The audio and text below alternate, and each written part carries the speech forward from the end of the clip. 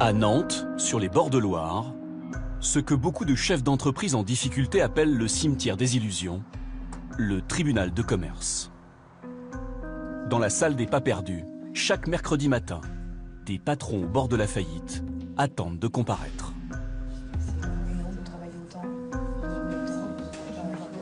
Qu'est-ce que vous vous racontiez?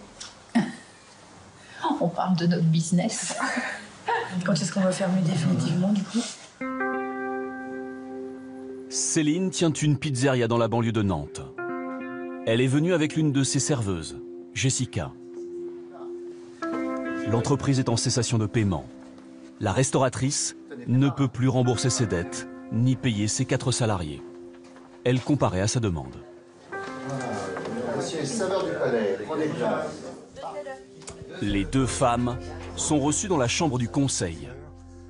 Il y a là 3 juges, un greffier et un représentant de l'État, un procureur. Donc vous avez fait une demande pour l'ouverture d'une procédure de liquidation judiciaire, madame. Hein, de votre, c'est une pizzeria, je crois que vous avez, c'est ça? Restaurant pizzeria, d'accord. La jeune femme souhaite mettre la clé sous la porte. Alors, qu'en est-il plus précisément? L'entreprise, on était 2. J'étais en fait avec mon mari. Mon mari est malade, donc du coup, il n'est jamais venu travailler. Donc j'ai dû porter l'entreprise toute seule, avec 2 enfants en bas âge, en même temps à gérer. Et j'ai eu aussi une mauvaise équipe au niveau des cuisines.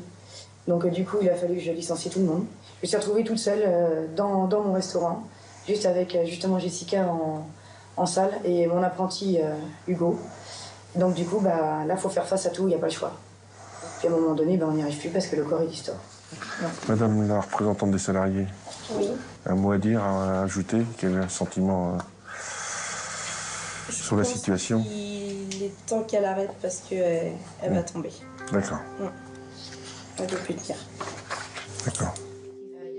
La jeune restauratrice a plus de 70 000 € de dettes. Le tribunal a le pouvoir de mettre fin à ces épreuves. Les salariés, les salaires sont à jour. Les salariés sont payés. Pas du bout d'octobre. Non, Ouais, mais, octobre, ils seront pris en charge, ne vous inquiétez pas. L'URSSAF, vous le devez depuis longtemps? L'URSSAF, Depuis longtemps. Oui, il y a 34 000 à l'URSSAF. Ouais. Ça fait quoi, 1 an? Ça fait Plus d'1 an? J'ai mal démarré, j'étais mal entourée. Ouais. Ce sont les événements qui... Je me suis assez battue, je pense, pour cette entreprise-là, en tout cas. Ouais, stop.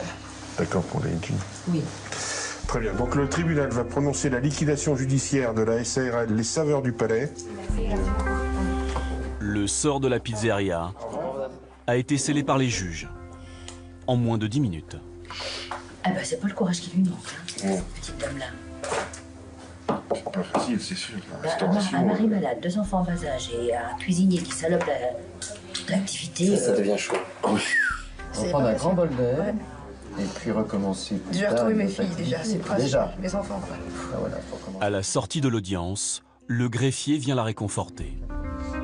J'aurai le droit de reprendre l'entreprise. Voilà. C'est, comme disent les anglo-saxons, c'est une expérience positive. Ça... Chez nous, en France, lorsqu'on a une déclaration d'action de paiement, on considère ça comme un échec. Les anglo-saxons estiment que c'est extrêmement positif parce que ça vous apprend plus tard ça m'a appris beaucoup la de manière choses, de je peux vous le dire. réagir et puis ça évite certaines erreurs. Voilà. Non, oui, je vais pas refaire 2 fois, ça Donc c'est sûr. personne ne vous jugera là-dessus. D'accord. D'accord. Ok. Hein, vous faites ça, puis vous appelez si vous avez quoi que ce soit. D'accord, merci beaucoup. Merci. Voilà, je vous en prie. Avec ce jugement, le tribunal efface ses dettes. Le restaurant fermera le soir même. Vous allez vous relancer? Je pense que je vais pas m'arrêter là. Je pense qu'il faut pas s'arrêter là. Faut pas rester sur un échec parce que sinon on n'avancera jamais. Non, je pense pas que je vais m'arrêter là, honnêtement. En France, chaque jour, 550 personnes en moyenne perdent leur emploi à cause d'une faillite. Donc le tribunal prononce la liquidation judiciaire de la SARL Lille. Et c'est souvent au tribunal de commerce que les patrons jouent leur dernière carte. Allez plaider devant le Trésor public et l'URSSAF. Non, il y a des solutions. C'est pas évident. Vous n'êtes pas tout seul, on est là pour vous aider aussi. Hein. Liquidation, redressement, plan de cession. Pendant plusieurs mois, nous avons posé nos caméras au tribunal de commerce de Nantes pour prendre le pouls des entrepreneurs en difficulté. Le responsable de tout ça, c'est moi, c'est pas personne d'autre. Et toi? Ah si, non. Moi qui ai mal géré. Nous avons rencontré les hommes et les femmes qui se pressent à leur chevet. Juges, avocats, administrateurs judiciaires, commissaires-priseurs. La croissance d'un pays, elle repose aussi sur la qualité de son entrepreneuriat. Tous se confrontent au quotidien à la vie et à la mort des entreprises.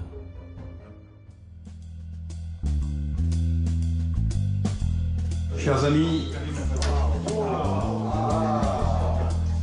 ce soir-là, Guy Lézier, le président du tribunal de commerce de Nantes, a convoqué ses 34 juges pour leur présenter 7 nouveaux collègues. bon, je vais les accueillir officiellement au tribunal. Au tribunal de commerce, les juges ne sont pas nommés par le garde des Sceaux. Ils sont élus pour 4 ans par des représentants du monde économique local. Jean-Bernard Demiron, donc j'ai 62 ans. Je suis en retraite depuis le 1er janvier 2016. Je suis en retraite depuis 1 an et demi, donc avec un passé bancaire. Donc moi j'ai 66 ans. Ça se voit pas, hein. J'ai 66 ans. Ces juges ne sont pas des professionnels du droit, mais des chefs d'entreprise, des cadres supérieurs ou des commerçants de la région souvent retraités. Pas beaucoup de femmes, non? C'est vrai qu'on va non. être... 3, nous sommes 3. Et comment ça se fait alors? Ben, je sais pas. Tu peux répondre, toi, Loïc, à la question pourquoi il n'y a pas de femmes? Moi, Parce que les femmes sont sous-représentées dans la vie économique et voilà, et c'est regrettable. C'est regrettable, c'est très. Mais le problème, c'est que. C'est le reflet de ça, tu penses? Absolument, bon, complètement. Sur les murs, les portraits des grands hommes du tribunal de commerce de Nantes depuis 1564, il y a 5 siècles. Des assureurs, des métallurgistes, des entrepreneurs, toujours des notables locaux. Jusqu'à Guy Lézier, 68 ans, ancien promoteur immobilier et président du tribunal depuis 6 ans. Comme les 3000 juges des tribunaux de commerce de France, il est bénévole et son budget annuel est très modeste. Ce soir-là, pas question de faire appel à un traiteur. Le président a été faire les courses lui-même. J'ai 400 000 euros par an pour mes 34 juges. Mais j'ai 370 000 euros à peu près de loyer. Et donc il me reste 30 000 euros pour tout le reste. C'est ridicule. Ridicule.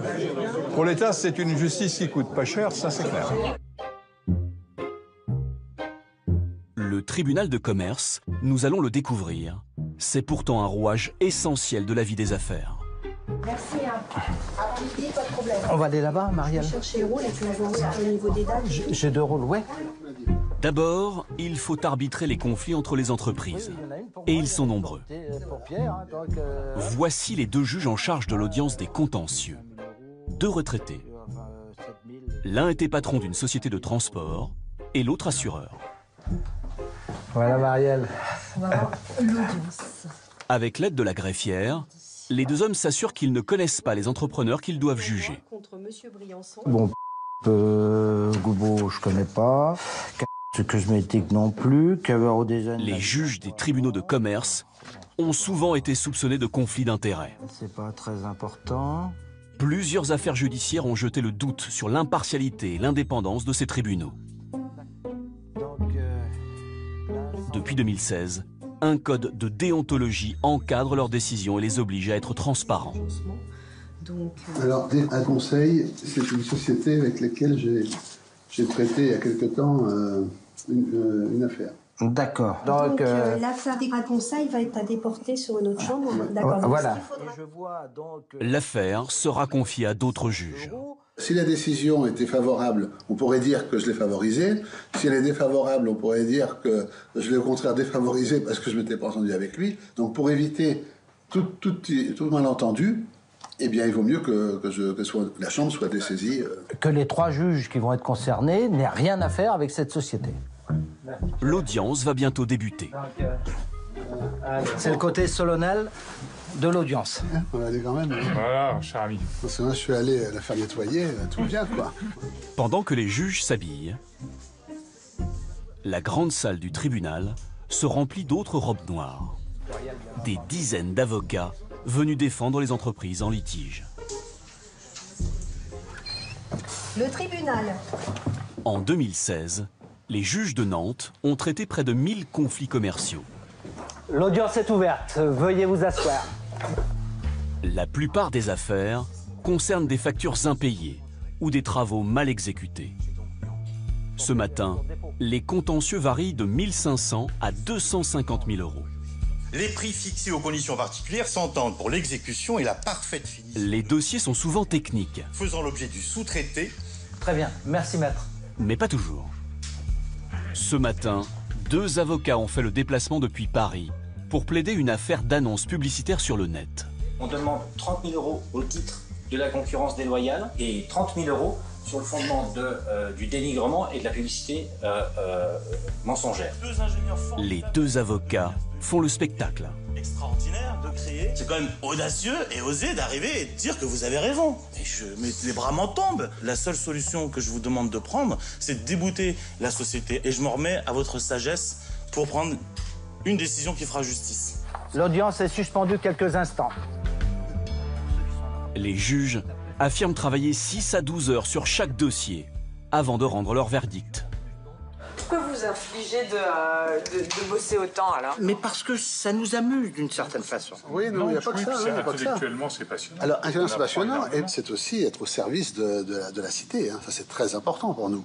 Si vous voulez, nous qui avons été des commerçants toute notre vie, eh bien, c'est bien aussi de faire une activité bénévole au service des autres. Ça, c'est très, très important. Enfin, pour moi, c'est essentiel. C'est le deuxième juge qui porte tout. C'est pour ça que je l'ai choisi, grand et baraqué.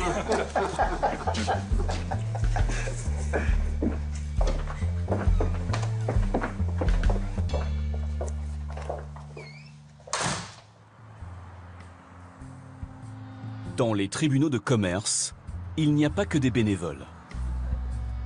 À Nantes, au premier étage, il y a les services du greffe. Une trentaine de salariés y travaillent sous la direction du greffier. Comme un notaire ou un huissier, il est à son compte. Du 11 novembre, on ne sait jamais. D'accord. S'il y a quoi que ce soit... Bonjour. Bonjour monsieur. Je viens déposer les statuts de mon entreprise.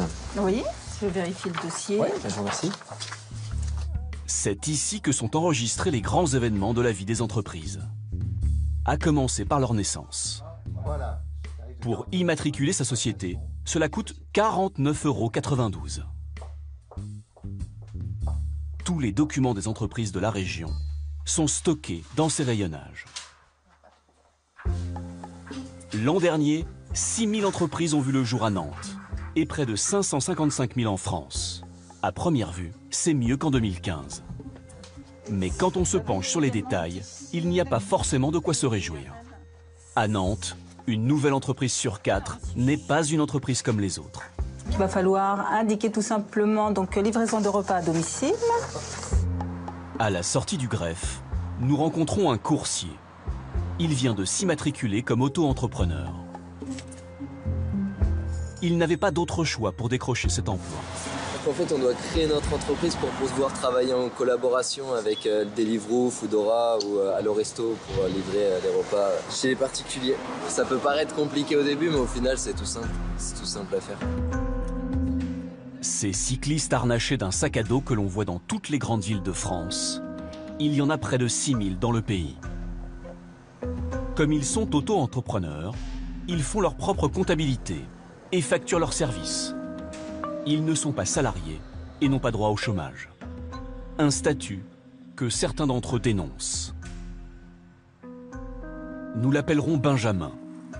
Il a démarré dans la livraison à vélo pour le compte de l'entreprise Take It Easy. Il témoigne à visage caché.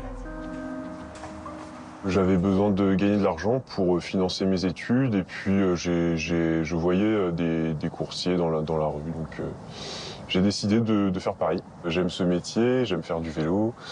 Et puis, il faut bien gagner de l'argent quand même. À l'époque, Take It Easy était son seul employeur. Il travaille pour eux 1 an et gagne jusqu'à 1 000 € par mois. Mais l'été dernier, la société fait faillite. Il n'y avait plus d'argent dans les caisses. On ne nous a pas prévenus. Donc, tous les auto-entrepreneurs se sont retrouvés avec des factures qui sont en réalité des fiches de paye, mais pas les sous qui vont avec, quoi. Voici l'une des factures que Benjamin n'a pas pu se faire payer. 738 € pour 103 livraisons en juillet 2016. Normalement, quand une entreprise fait faillite, les salariés sont les premiers indemnisés. Rien de tel pour les auto-entrepreneurs. Avec une cinquantaine de coursiers dans la même situation, Benjamin fait appel à un avocat parisien. Selon lui, les entreprises de livraison abusent du statut d'auto-entrepreneur. Il y a énormément d'avantages. Ils ont de la flexibilité, ils n'ont aucune législation du travail à respecter, pas d'heures supplémentaires, pas de congés payés à verser, le licenciement n'existe pas, c'est une rupture pure et simple du contrat sans préavis ni quoi que ce soit. Ils n'ont pas à cotiser en tant qu'employeur pour leurs salariés, donc ils ont tout un tas d'avantages à choisir ce statut. Aujourd'hui, l'avocat demande au prud'homme de requalifier les contrats des auto-entrepreneurs en contrats de salariés. Au tribunal de commerce de Nantes, le greffier affirme avoir pris très tôt la mesure de cette dérive. Nous avions tout de suite alerté. Nous avions dit, attention, risque de dérapage éventuel et de concurrence déloyale dans certaines activités. Eh bien, aujourd'hui, on se rend compte qu'effectivement, beaucoup d'entreprises se servent des auto-entrepreneurs comme de salariés déguisés. Et c'est un statut qui est un peu dévoyé, à mon sens. À Nantes, le greffe du tribunal de commerce, c'est aussi la porte où les chefs d'entreprise viennent frapper quand tout va mal. En 2016, un quart des faillites concernaient des entreprises du BTP. Mario dirige une petite société de travaux et son affaire bat de l'aile. Il a demandé une audience avec les juges du tribunal. Bonjour. Il y avait 4 feuilles qui manquaient à mon dossier. C'est pour on vous a convoqué pour quelle audience? Non, on m'a pas encore convoqué. On m'a dit qu'il manquait ces papiers-là pour avoir la convocation. Et après, on m'a dit que je devais venir. Merci.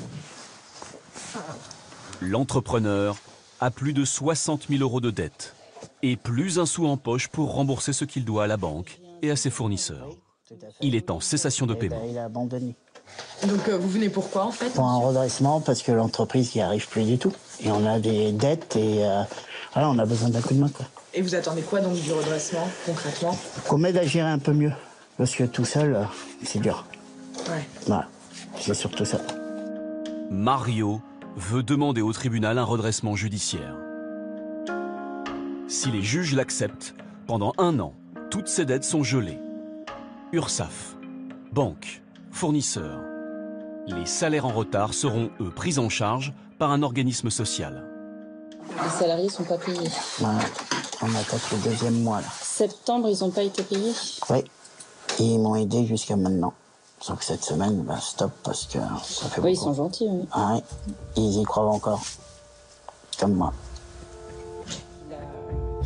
10 ouvriers de Mario attendent leur salaire depuis plus d'1 mois. Pour le chef d'entreprise, il y a urgence à passer devant les juges du tribunal. Je vais essayer de voir avec le greffier si je peux quand même, parce que pour un redressement, c'est quand même urgent. Je vais essayer de voir si on peut convoquer... C'est surtout à cause des salariés. Bah oui, oui, oui. Oui, monsieur Bardin, j'ai une personne qui vient déposer le bilan. Oui. Est-ce que je peux convoquer quand même pour le 9? Oui? D'accord. Ok, très bien. Merci. Bon, écoutez, on va faire comme ça. Je vais vous convoquer devant le tribunal donc pour mercredi 9. D'accord. Mercredi prochain. Ben, merci beaucoup. Bonne journée. Merci vous aussi. Au revoir. Au revoir. Ancien militaire, Mario a créé son entreprise il y a à peine 1 an.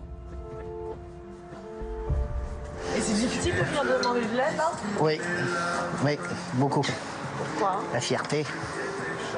Ça, c'est le plus dur. Ouais. Mais on essaye de faire comme on peut. Les salariés ont fait le maximum qu'ils ont pu. Bah là, ils ne peuvent plus rien faire non plus parce qu'ils ont aussi... ils ne peuvent plus acheter pour les enfants ni rien. Et ça, c'est le plus dur. J'ai des clients qui sont adorables et qui sont en train de souffrir avec leurs chantiers qui sont en cours et qui ne sont pas finis à cause de tout ça.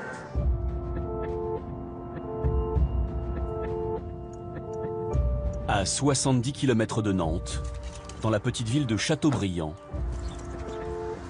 nous retrouvons Mario, avec l'un de ses salariés, Norbert.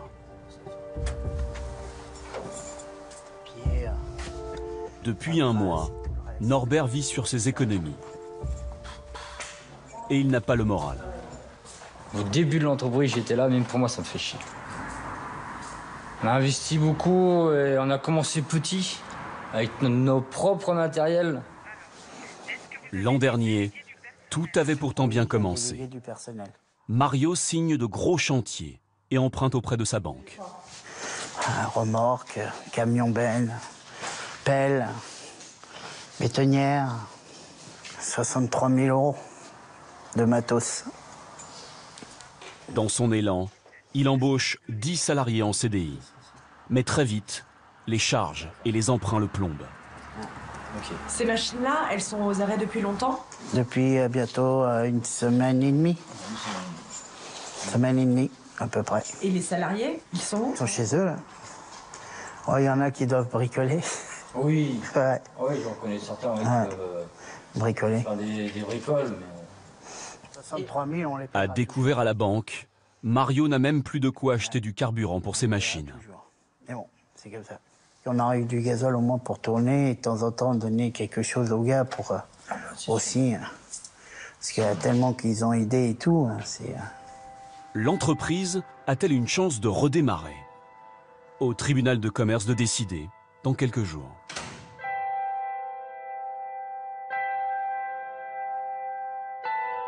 Au tribunal de Nantes, l'audience des liquidations et des redressements judiciaires se tient chaque mercredi à l'aube. C'est parti. Voici les 3 juges qui vont siéger ce matin. Une ancienne banquière et 2 patrons de PME. Ils traitent en moyenne une quinzaine d'affaires chaque semaine. Ça fait partie aussi des événements de la vie d'un chef d'entreprise. Il y a des hauts, il y a des bas, il y a des très bas, et puis ça les oblige à venir ici. Ils n'y viennent pas en courant, et là, ils n'y viennent pas en courant, c'est évident. L'an dernier, près de 800 chefs d'entreprise de la région de Nantes sont venus raconter leur histoire autour de cette table. On parle affaires, argent. Les patrons sont parfois désespérés. Je me trouve coincé, là. C'est plus de liquidité, quoi. J'ai déjà réduit le personnel au maximum. Il faut arrêter l'hémorragie, parce que sinon ça va cesser que de grandir. Je sais pas que ça marchait pas, ça marchait, mais le problème c'est que quand mon associé prend 2 000 € de salaire, ça peut pas le faire. Il y a une confusion entre le chiffre d'affaires et le tiroir caisse, a priori. C'est-à-dire qu'on prend dans la caisse sans trop se préoccuper de savoir si on a les moyens. Les franchiseurs ils ont fait une saisie sur les comptes. D'accord. Donc j'ai toute la trésorerie que j'avais encore. Ouais. Que je peux même plus en disposer parce qu'elle est bloquée à titre conservatoire. Ce qui fait que je peux même pas, payer l'URSSAF. Je me suis séparé de ma femme, j'ai changé de domicile, je me suis retrouvé dans des conditions de travail un petit peu plus compliquées, puis bon, des difficultés personnelles, de dépression. Bon, je pense qu'il est temps pour moi de toute façon de passer à autre chose. Si la personne arrive et s'effondre devant nous, on en tient compte, on l'écoute et on essaye de remonter le moral. On doit rester quand même très impartial, on ne doit pas montrer. C'est pas toujours évident, on a eu des cas quand même assez durs, assez difficiles. Dans la salle des pas perdus, Mario, l'entrepreneur en BTP, attend son tour. À ses côtés, son fils et Norbert, son fidèle salarié. Tout le monde soutient. Soutient quoi? Soutient l'entreprise. Parce que c'est vrai qu'on a des difficultés, mais maintenant, il faudrait qu'on ait des aides de l'État. C'est une décision, on verra bien qu'est-ce qu'ils nous diront. Ouais. Et puis, donc, monsieur Guerra, oui, d'accord, et en représentant des salariés, monsieur Fonjean. On y va? Pardon. Le sort de Mario se joue maintenant. Les juges peuvent l'obliger à fermer son entreprise. Mais l'entrepreneur est confiant. Prenez place, messieurs. Je vous demandais un redressement judiciaire, c'est-à-dire que vous avez des perspectives de repartir. Oui. Et comment vous allez faire? On a des chantiers à terminer, on en a, je crois, 5 ou 6 à terminer. Et on est à peu près dans les presque 130 000 € à toucher. Et en nouveau chantier, qu'est-ce que vous avez? En nouveau chantier, on a un château à côté du château de Louis de Funès, à faire en février. On a la Roche-Servière, on a un château... Ça représente quel montant, ça? En tout, on est presque 1,7 million. Mais c'est pas encore... Malheureusement, l'entrepreneur n'a plus un centime pour terminer ses chantiers. Et vous n'avez pas de client qui vous doit de l'argent? Non, pas tout de suite. Sur les 5 chantiers que vous avez en cours, là, est-ce qu'il y a un chantier qui peut être fait rapidement pour être encaissé? Et qu'est-ce que vous avez comme délai? Celui de Nantes. Celui de Nantes qui peut être fait rapidement. Peut être fait rapidement. Vous dites rapidement, c'est combien de jours? Je pense que 3 semaines. Ouais, 15 jours, 3 semaines, il peut être fini. Est-ce que vous pouvez mettre des équipes supérieures sur ce chantier-là pour réduire le délai? Et il faudrait que le chantier soit fait en 8-15 jours, quoi, maxi. Le souci qu'il y a, c'est que oui, c'est faisable, mais il faut les gasoils pour les placements des véhicules. Et là, aujourd'hui, vous n'avez plus de gasoil? C'est ça le souci, c'est qu'on aura du gasoil pour mettre dans les véhicules, on irait bosser.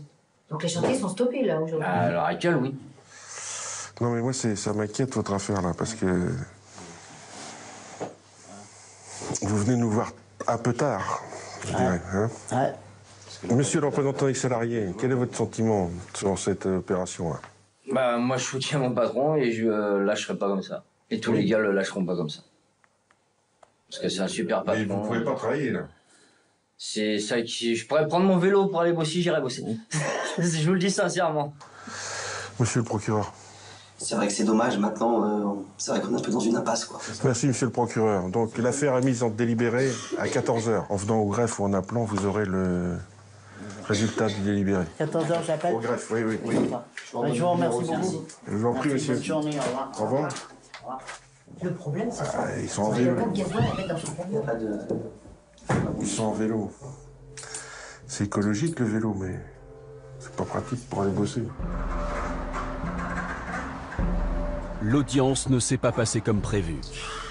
Le patron est inquiet. Allez boire un café, ça va faire du bien.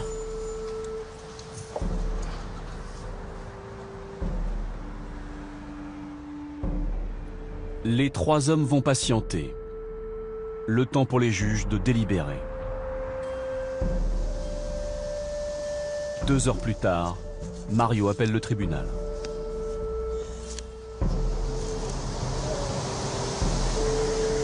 Bonjour et bienvenue au service des procédures collectives.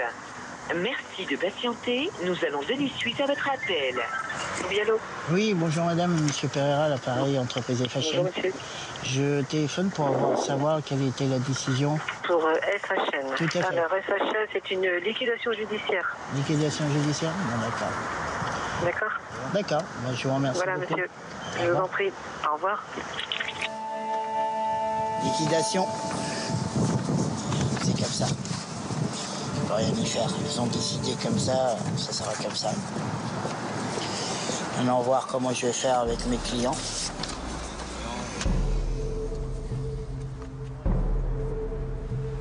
Mario est dans l'obligation de fermer son entreprise.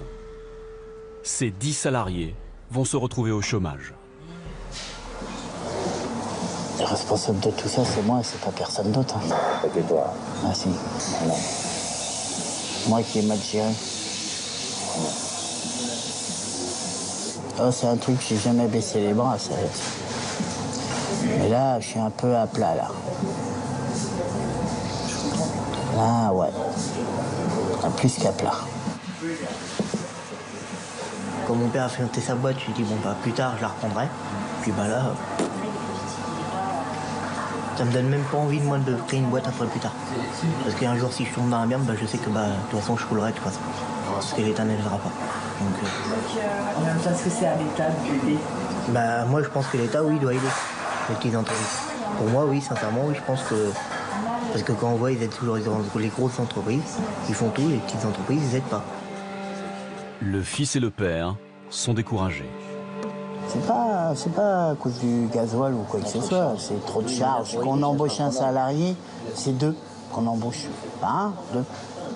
On est toujours en train de payer, tous les mois, toujours payer. On fait que ça. Il y en a beaucoup maintenant qui travaillent au black. Au black. Pourquoi?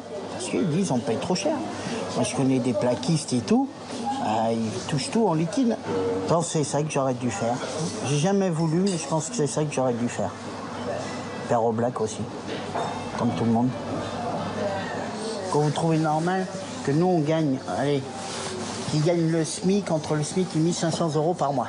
Et quand vous regardez les gens du gouvernement qui sont à l'Assemblée en train de dormir, à gagner des sommes de 50 ou 60 000 €, pourquoi ils ne gagnent pas le même salaire que nous? C'est ça aussi, ils devraient avoir le même salaire que nous, comme ça ils verront comment on vit. Ultime sanction, Mario va devoir vendre tout son matériel pour payer au mieux ses créanciers. Dans l'ordre des priorités, il y a les salariés, le Trésor public et l'URSSAF. Viennent ensuite les banques et les fournisseurs. Dans d'autres affaires, ce sont les créanciers qui prennent l'initiative d'assigner une entreprise devant le tribunal. Ce matin-là, c'est le cas de cette jeune femme, représentante de l'URSSAF, l'organisme de recouvrement des cotisations sociales. Elle vient demander la mise en redressement judiciaire d'une petite société de taxi en retard pour ses cotisations. Alors, la société reste au devoir à l'URSSAF la somme de 19 874,50 €, dont 17 649 € à titre principal concernant les cotisations. Après, le reste sont des majorations de retard et des pénalités. J'ai pu emmener un chèque seulement de 9 000 €, mais je m'engage vraiment à début novembre à solder la totalité. La dernière fois, vous étiez engagé déjà hein? Oui, mais on a traversé une période difficile cet été, donc là on commence à reprendre. C'est l'URSSAF qui fait la vente là. Je sais bien, mais si elle peut faire un dernier effort jusqu'au début novembre, c'est pas 2 ou 3 mois, c'est vraiment un peu plus de 2 semaines. Monsieur le Président, c'est un dossier qui a fait l'objet de plusieurs évocations, plusieurs renvois, avec toujours des propositions ou voilà, des positionnements qui tendaient à dire que la dette allait être solutionnée. L'entreprise est vraisemblablement en état de cessation des paiements et l'article L632-1 du Code du commerce m'interdit de prendre des règlements dans la mesure où nous sommes en période suspecte. Donc, qu'est-ce que je fais de ce chèque de je vais déposer ça quand même. Je vais le garder pour l'instant. Allez, bonne journée. À vous aussi. Au revoir, monsieur. Au revoir. Ça va dans le bon sens, vous allez me dire. Hein. Quelqu'un qui vient avec un chèque, il y a de la bonne volonté, tout le monde est bien d'accord là-dessus. Mais si une procédure était ouverte à la suite d'une opération comme ça, parce qu'il remboursait que la moitié de ce qu'il devait, un autre créancier aurait pu dire mais pourquoi l'URSSAF a perçu à telle date c'est une somme de X milliers d'euros au titre de quoi? On est quand même un tribunal, donc c'est la loi qui prime. Hein avec bienveillance. C'est toute la bienveillance qu'il faut doser après. Mais quand l'entreprise fait définitivement faillite, il n'y a plus qu'une solution pour que les créanciers récupèrent un peu d'argent.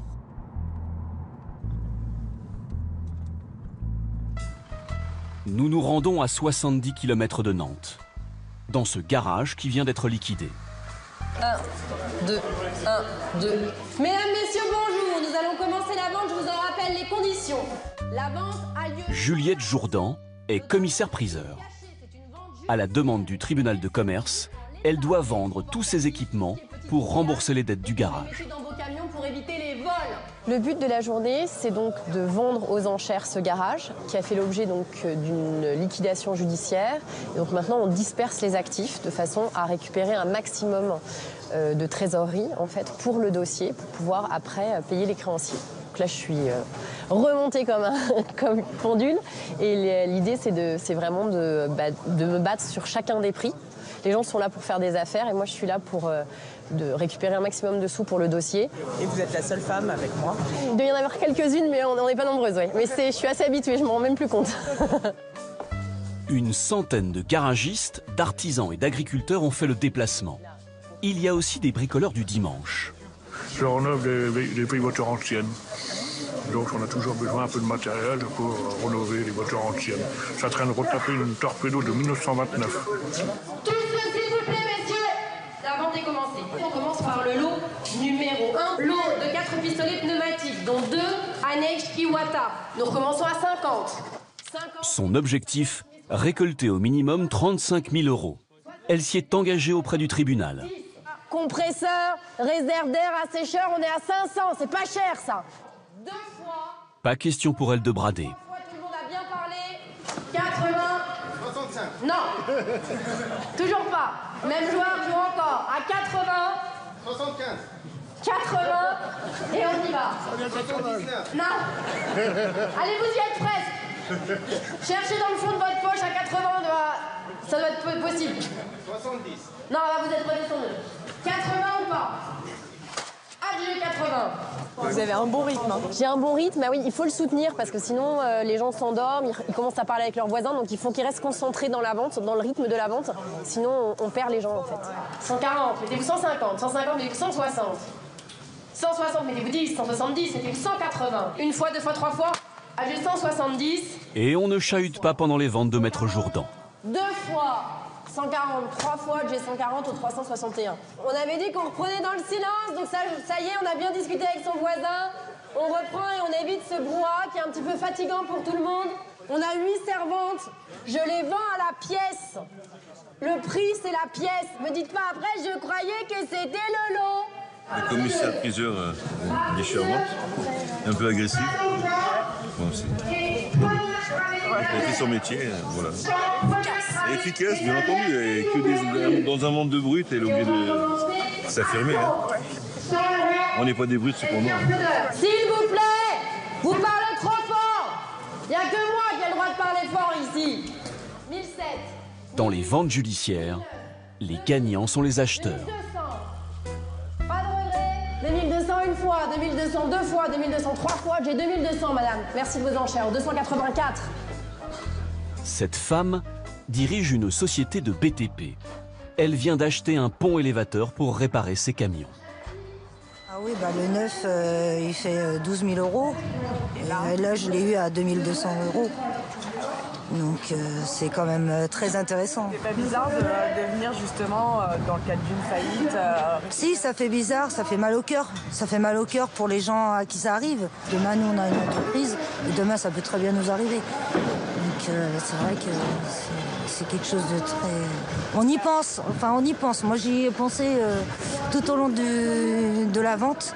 J'ai pensé à ça. Au bout de 4 heures, chacun repart avec ses encombrantes acquisitions.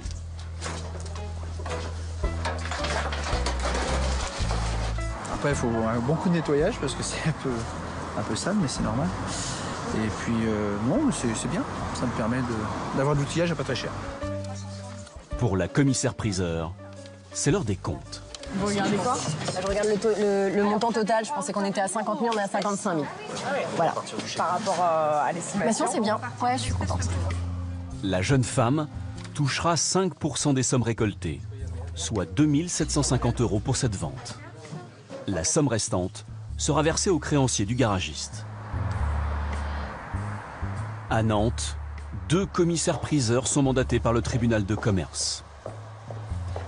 En période de crise, les faillites n'épargnent aucun secteur économique.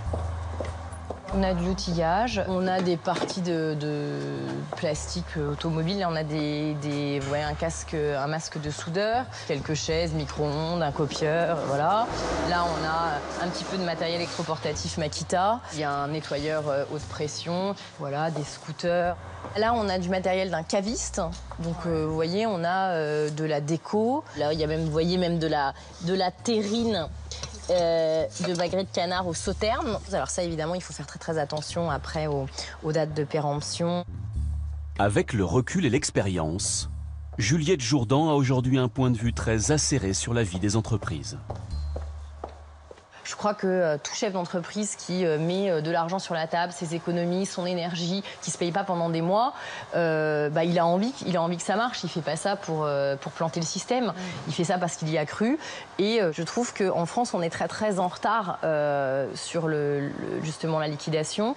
On est encore tout à fait dans le drame. On est très marqué au fer rouge auprès des banques. Si on continue à dramatiser justement l'échec, il y aura plus personne qui voudra. Et c'est aussi la croissance d'un pays, c'est aussi, elle repose aussi sur la qualité de son entrepreneuriat.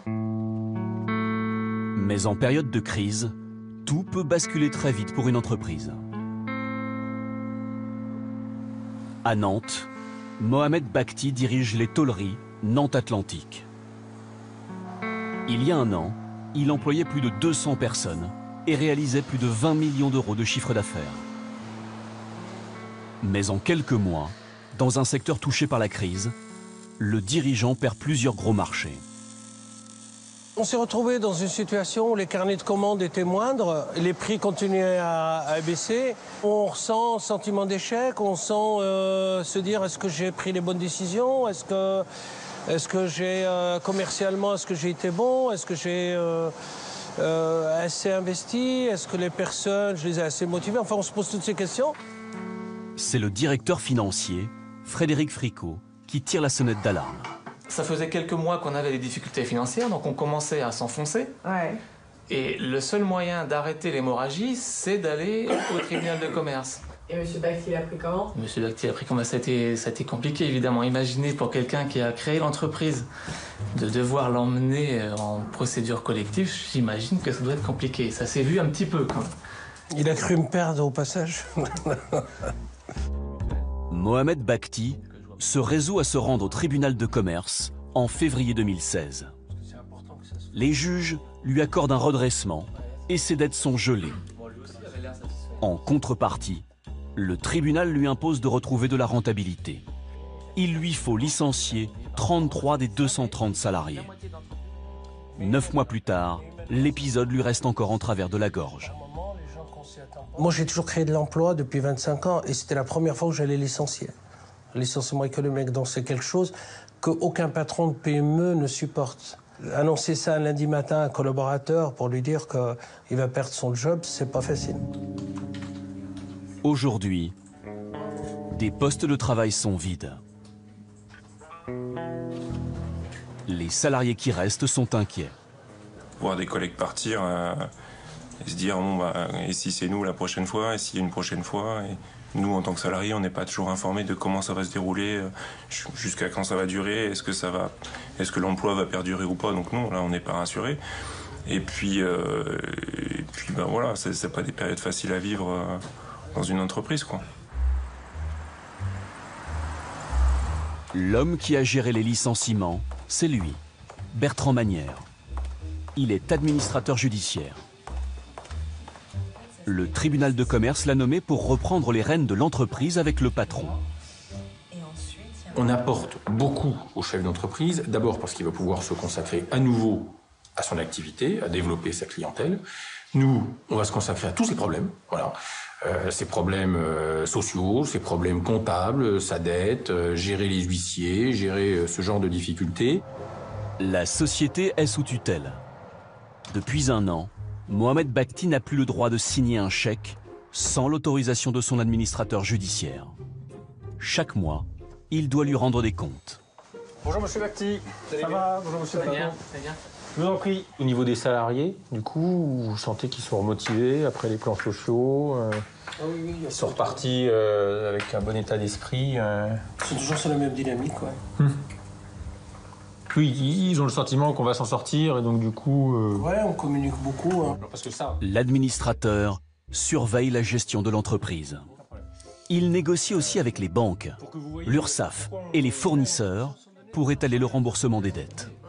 On est revenu à la rentabilité, on a une confiance de nos clients, des grands donneurs d'ordre, etc. On a fait un plan social, donc on a des coûts fixes qui ont diminué. Et comment on peut rembourser nos dettes, donc là en l'occurrence sur 9 ans. Et ça passe à tous les coups, le redressement devant les juges? Non, alors pas forcément. C'est une audience, c'est le tribunal qui tranche, il y a aussi l'avis du ministère public qui compte, l'avis du représentant des salariés, donc c'est jamais gagné d'avance. Voilà. Une audience est prévue un mois plus tard au tribunal de commerce. L'administrateur supervise plus de 60 sociétés en difficulté. Sa rémunération est fixée par la loi et il est payé par les entreprises. Ce jour-là, Maître Manière organise la vente d'un restaurant en faillite. Un plan de cession. L'objectif, c'est de trouver des bons repreneurs et donc qu'en réalité ça dure, qu'ils reprennent l'exploitation puis que ça dure 10 ans, 15 ans, 20 ans. Il n'y a rien de pire qu'un plan de cession qui retombe 2 ans plus tard. Ça veut dire que quelque part le repreneur qu'on a trouvé n'était pas bon. Voici le restaurant mis en vente. Un emplacement très convoité, en plein centre de Nantes. Maître Manière a sélectionné 2 candidats à la reprise. Mais c'est au juge qu'appartient le choix final. Le premier candidat est un restaurateur nantais qui possède déjà 2 établissements dans le centre-ville. C'est un quartier que j'aime, c'est un quartier dans lequel je passe tous les jours, le matin, le midi et le soir. C'est un quartier dans lequel je connais les riverains, la clientèle, les confrères et les autres commerçants. Le concept qu'on propose, c'est clairement basé sur toute cette connaissance qu'on a depuis 5 ans. La restauration est moderne, on a proposé de la pizza, des burgers, des bagels, du brunch. C'est des choses que les jeunes aujourd'hui recherchent absolument. Et aussi un esprit de fête avec un quartier comme le quartier Fédot, c'est un quartier où on boit de la bière. Ouais, parfait, merci. Il s'engage à reprendre les 2 cuisiniers en CDI et à rembourser à la banque le prêt de 236 000 € sur 5 ans. On aura des bières locales. Le deuxième candidat, lui, veut transformer le restaurant en bar à bière. Il en possède déjà une 15aine dans toute la France. La parole est à son avocat. L'activité envisagée, comme je vous l'ai dit, c'est une activité de bar à bière, débit de boissons, donc il n'y a pas d'activité de restauration de réaliser à l'avenir dans cet établissement. C'est la raison pour laquelle il n'y aura pas de reprise du personnel avec cette offre. Il ne reprend pas les 2 cuisiniers, mais il a une autre carte en main. 40 000 € de plus que le premier acheteur et surtout, il paie immédiatement. Et vous avez en modalité de règlement de prix bien tout simplement un paiement immédiat puisqu'il y a aujourd'hui 410 000 € de chèques de banque qui ont été remis à Maître Manière. Évidemment, pour les financiers, c'est pas pareil. Parce qu'il y en a un qui paye cash, l'autre qui... C'est ça la différence. Une dame s'invite dans les débats pour dire que cette proposition ne lui plaît pas. C'est la propriétaire des murs du restaurant. J'ai cru comprendre qu'il y aurait de l'animation, de la musique, des choses comme ça. Il faut savoir qu'on a eu déjà des gros soucis avec la copo au-dessus. Donc, je suis capable de vous fournir tout de suite, dans mon ordinateur, l'attestation de tous nos propriétaires qui certifient qu'on est des gens irréprochables. C'est vrai que l'activité est sensible et je comprends votre inquiétude. Je suis très inquiète. Ouais, je comprends. Je connais ce lieu depuis 1975. Ouais, tant qu'il y a l'activité. J'ai plus confiance dans l'autre concept parce que ces gens-là connaissent bien la restauration nantaise déjà. Donc, vous êtes parisien, vous, monsieur? Non, je suis. Vous êtes nantais, non? Non. Nantes, c'est Nantes. Hein. Bien, je vais donner la parole à monsieur le procureur sur l'acquisition. Le procureur a fait son enquête. Si le groupe de bar à bière gagne de l'argent, les résultats du restaurateur nantais sont dans le rouge. Nous avons malheureusement vu, au cours des dernières années, trop d'entreprises augmenter la voilure alors que les résultats étaient déjà limites et s'effondrer ensuite. Je ne pense pas qu'il soit aujourd'hui raisonnable de faire droit à une offre dans un contexte aussi fragile. Le procureur penche pour le bar à bière. L'administrateur aussi. Eux, ils payent plus et ils payent cash. Donc pour les créanciers, c'est nettement meilleur. Non, tout n'est pas joué là. Non. On n'est pas obligé de suivre les réquisitions du procureur, hein. Forcément. Hein. Non. C'est pas une obligation. 2 semaines plus tard, verdict. C'est bien le bar à bière qui emportera l'affaire.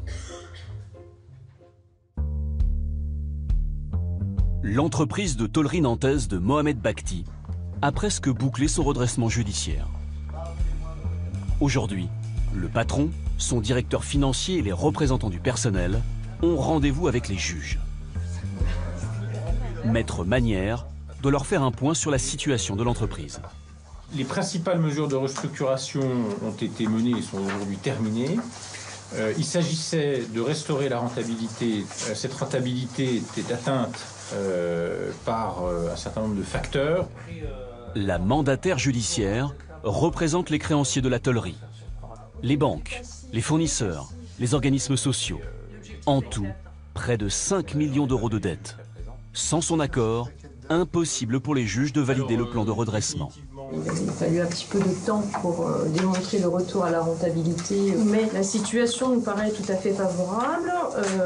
Le projet de plan qui figure dans le rapport de mon confrère me paraît tout à fait raisonnable, tenant compte de tous les efforts qui ont été faits. Donc ça me paraît tout à fait équilibré pour les créanciers. Tout le monde semble d'accord. Les dirigeants de l'entreprise voit le bout du tunnel. Pour nous, c'est l'aboutissement d'un an de travail, d'une année difficile. C'est sûr. De mon point de vue, évidemment, parce qu'on a été très très sollicités, mais voilà, ça prouve que ça en valait la peine. Je suis très heureux aujourd'hui. Et on a des perspectives qui sont assez importantes, aussi bien le carnet de commandes. Ouais. Rendez-vous est pris le mois prochain pour valider officiellement la fin du redressement judiciaire. Il y a eu malheureusement un plan de licenciement, mais qui n'était pas trop important. A priori, ça va redémarrer dans de bonnes conditions. Il y a un carnet de commandes qui est là, qui est important. Et ça paraît, l'opération paraît saine, quoi. Donc, c'est pour nous une bonne nouvelle. Hein. C'est toujours bien d'avoir des dossiers qu'on peut sortir par le haut. Hein. Comme c'est pas toujours le cas. Depuis 2008 et la crise, les faillites d'entreprises n'ont cessé d'augmenter. Mais à Nantes, comme dans tout le reste de la France, la courbe commence tout juste à s'inverser.